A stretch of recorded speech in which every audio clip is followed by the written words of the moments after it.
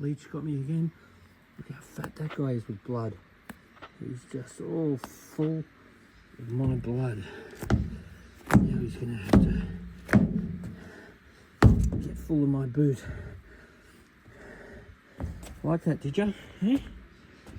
Like that, did you? Oh, blood squirt. Hey? Like that, hey? Look at that, squirting my blood everywhere. Bloody stupid animals. I hate bleachers. Last time I did this job, I took my shoes off and all blood came out of my shoes because I had leeches in my shoes. Could be the case again. I'll just have a check actually. These truly are indestructible. I seriously squashed the crap out of this dude. And look at him. He's still going for it. It's like the only way that you can kill him, you can't even cut him in half, is salt. American salt. So watch this. That's not enough. Wow, how is that possible? I could see where he was damaged. Alright, everyone's scared of stuff in life. I reckon a giant leech or a rogue woman, that's the scariest thing you can come across. Scarier than any animal. What are you scared of? I reckon having a leech on your balls, oh, that'd be a nightmare. Because you don't even feel it. You just put your hand down your pants and be all covered in blood. That'd freak you out, wouldn't it? Far out. So I think we can all learn from this. Just don't be a blood-sucking leech. Pay your dues. Earn what you got to earn. Because if you do leech on people, you might get some blood out of them for a while, but eventually they'll kill you. People only put up with getting sucked on for so long. So the fishies are doing well in their little container. I'm just keeping them out nice and safe while I'm doing this big overhaul. Now I'm going to continue cleaning the spillway.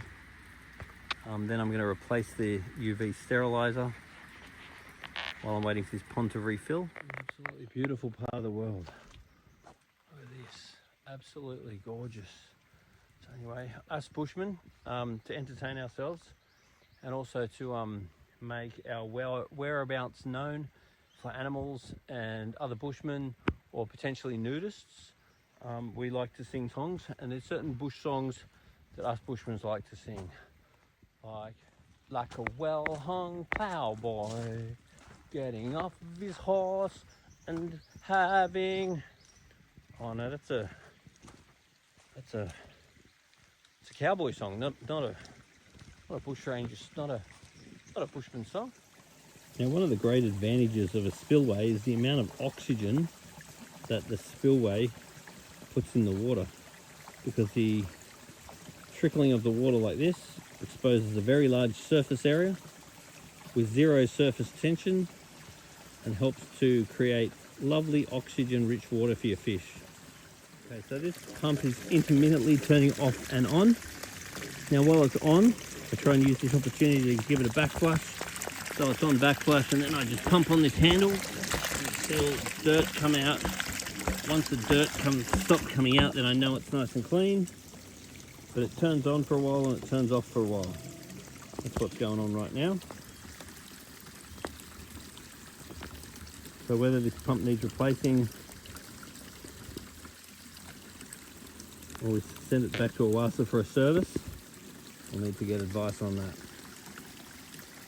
I'm going to put a little bit of calcium carbonate rock, and this calcium carbonate rock will help ensure that the KH level of these ponds is not zero, because Sydney tap water typically has a high pH and a very low KH, whereas the fish, they need carbonate in the water. Also, rainwater will also have a very low KH. So being aware of KH and GH is very important. If you do have a pond system like this, definitely before you put fish in it or on a semi-regular basis, I bring a sample of water down to the store and a video of the system running. so we can assess the water and make sure the fish are going to be as healthy as possible. Because fish keeping is 50% water quality, 50% food quality. In the Australian bush there are various trees that can help us, can stop us getting bitten by things like mosquitoes.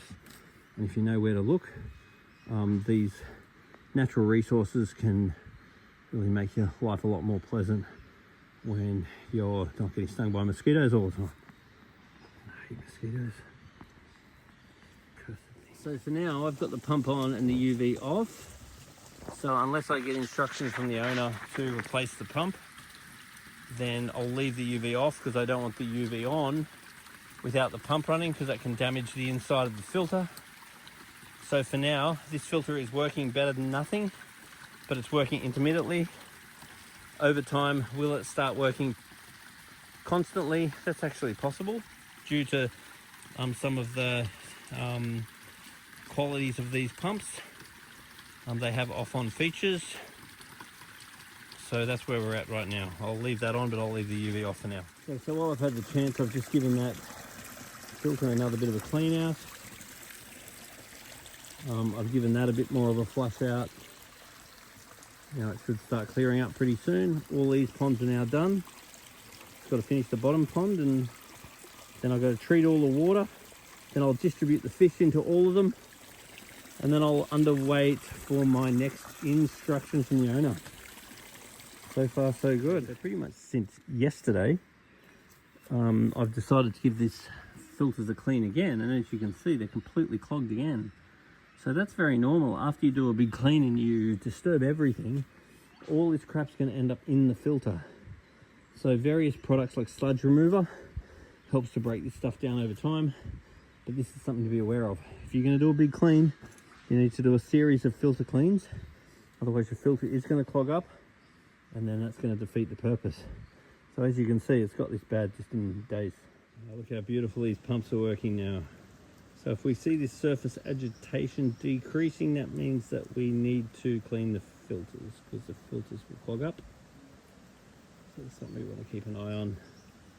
And always having surface agitation visible is very important, because this is one of the easiest ways to see when your filter needs cleaning.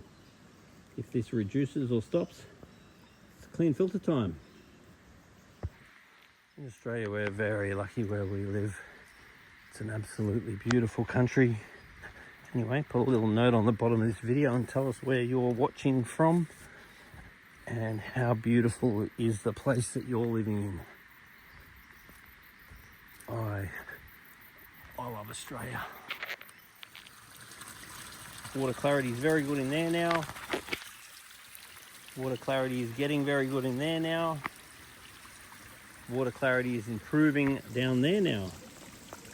Okay, so now I'm going to treat all the ponds with some water ager, some GH powder and some KH powder.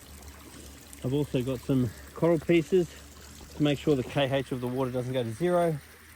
I'm then going to introduce a little bit of fish into each pond, and then I'm all done. So the owners are moving out of this absolutely spectacular property, and I bet you there's heaps of stuff they're really going to miss living in such a spectacular area. But one thing that I bet they're not going to miss is the leeches. Who hates leeches? So now the ponds are all up and running. It's really important that whenever we do water changes, we consider placing a little bit of GH salt. We want to be aware of the KH, but unless it's a tiny little top up, it's really important that water ager goes in every time we add new water. Otherwise the chlorine in the tap water can kill off your fish. And also adding a bit of sludge destroyer every couple of weeks is also good for helping the good bacteria. Now you can see that filter's come on again, because while I'm here it comes on for a while, it goes off for a while, which means the filter's definitely going to do better than nothing. But I'm hoping that over time, as the pump gets confident that it's in the water and happy, it stays on.